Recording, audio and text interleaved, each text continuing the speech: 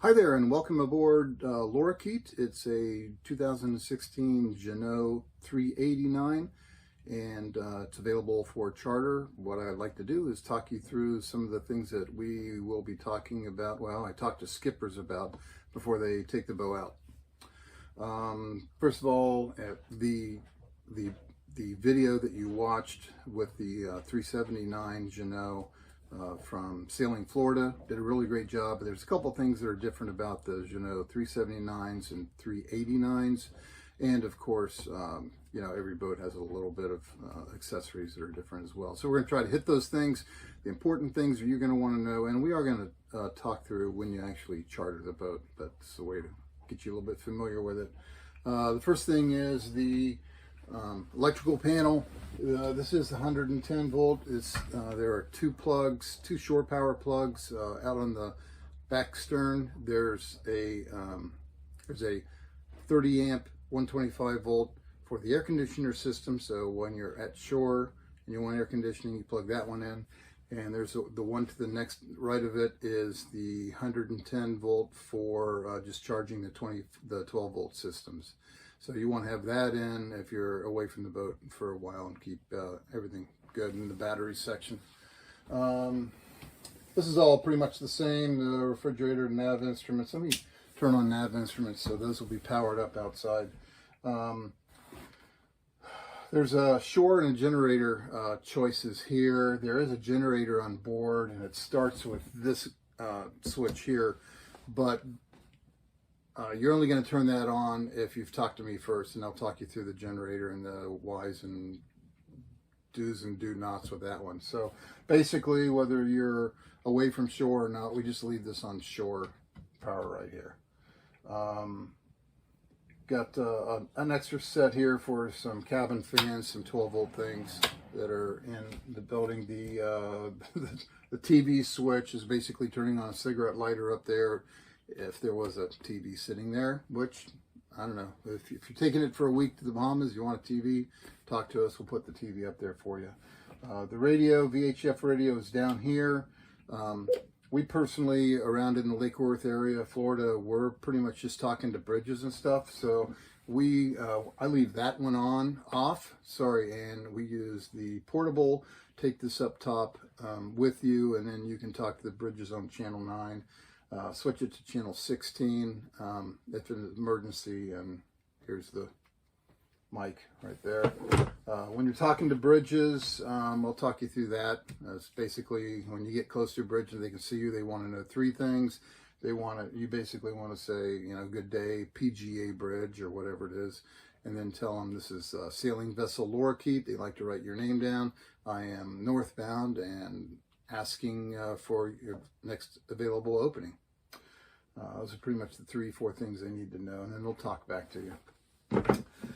Some of the other things that, well, this is the radio down here. Maybe I'll talk you through that later. And anything that you want to know about the boat itself is in this 3-ring binder here. Everything from, you know, some navigation charts, some cheat sheets, some of the legal stuff, the documentation, the FCC stuff. This sheet right here, we're going to talk about that. That's when this is in-mast furling, so when you're winding up the sail, you want to have that wind to your starboard. You want to be pushing the sail to the port so that when it goes into the slot, it's nice and tight, so you want to keep it taut. Here's a little thing on talking to bridges. There's some other interesting rules and stuff about Lorikeet itself, and also in there is some more information if you want to read about it. If you're running into trouble, you can always call me on the cell and I'll talk you through anything as well. So let's get on with some of the interesting things and different things about this boat from the last video you watched. Well, starting at the nav station and moving forward, some of the cabinets are going to have some electronic charging type devices. There's your lamp and your horn, and there's the safety flares, etc. In that cabinet up front is the first fire extinguisher. That's in the V-berth, and heading back on the port side, the other one is under the nav station. The cabinets on the other side, on the galley side, are pretty much full of all the utensils and pots and pans and dishes. The trash can is underneath the sink. The utensils are in those drawers. Underneath the steps is the 29 horsepower Yanmar diesel engine, and you at least want to know how to check the oil. So the dipstick is actually underneath these 3 hoses on the left, and you got to reach in there and pull that thing out. You wipe it off, you put it back in, you pull it back out, and as long as the oil is between the 2 holes, you are good to go. We do put in 15, weight 40 into it. Now the bilge is underneath one of the floor panels. I'll show you where that is. The pump for the fresh water is in the wall, and there's 2 tanks, a forward and an aft, that you might have to switch. The batteries are near the back. Some of the through holes, I'll show you where some of those things are. Okay. If you get an alarm or a whistling sound on the batteries, what you do is you kind of scroll through the 3 types of batteries. There's, on this French boat, auxiliary batteries, domestic, and then the engine. So you sort of have to find out which one is less than 12 volts. Now, if you're out in the sea, remember to shut the hatch. Okay, we don't want salt water coming in the hatch. So whenever you're out, shut that hatch. Appreciate it. The head actually flushes salt water, so it might look a little dirty, but that's salt water flushing in the wet mode. And when you switch to dry mode and pump it, you're basically pumping that water out. It'll always fill up a little bit with some more water, so you might want to just kind of lock it down in place, push that handle all the way down and lock it. All right, now up top, I wanted to show you where that fresh water pump is. It's right there. There's a spigot. You open up that hatch and you get hot and cold water to rinse yourself off with. The engine, pretty much normal throttle type situation. To power the system on, you push the bottom button, and then to start the engine, it's the top right one, and that should start the diesel engine. You'll hear water pumping out the side, and you definitely want to check and make sure that your water is cooling your engine. It's not turning off immediately. Do something about it. To turn it, the bow thruster on, you're pushing both buttons for 3 to 5 seconds. It'll whine, and then you're pushing the button in the direction you want to go. So you push it left, and the starboard side water squirts out.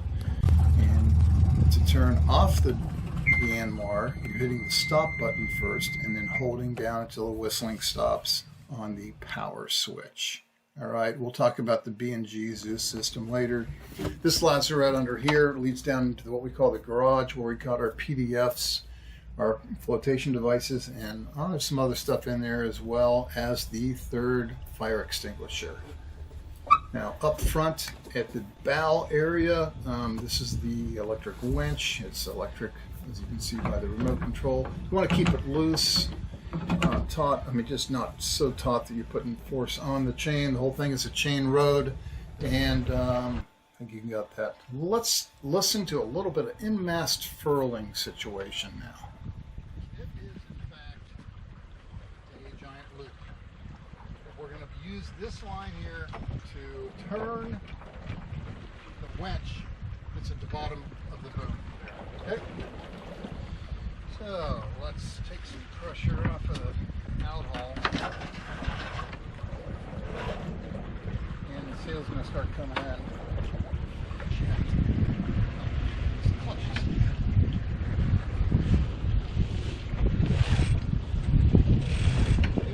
I like the way this is wrapping up.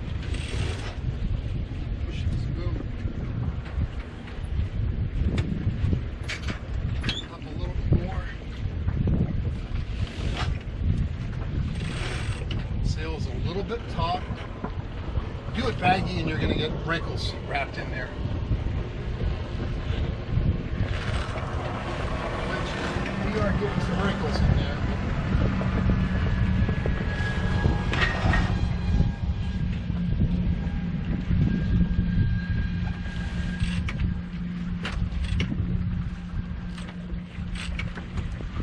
Oops. Gotta keep these both ends loose. This other end gotta pay out. I was standing on it. Not smart. So, Cascade looks pretty good. It was tight the whole way. It was kind of, the sail was taut. Could have, somebody could have kept some pressure on this one as I was pulling on this one. And yeah, you could have used this electric winch. But you do that and you never know if you're binding because you can't feel it yourself. I'm a kind of a do it by hand kind of a guy. But what you want to see is this sail cascading up in here. Now the last couple wraps are wrapped on top of each other, so I could have had the boom up a little bit more, would have gone brrr, all the way up to here. But the fact that it made it in, I'm kind of happy.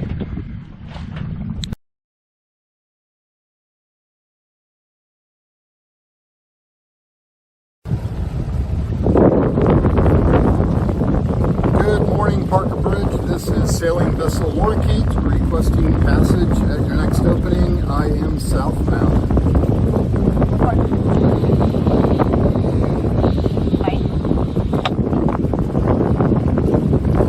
That wasn't much of a response, but there's two other people. Can you walk her in line also?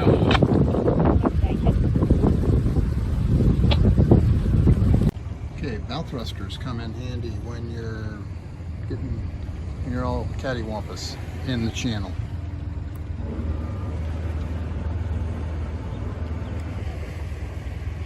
Yep, turn our nose right around. Keep us from getting into this big guy.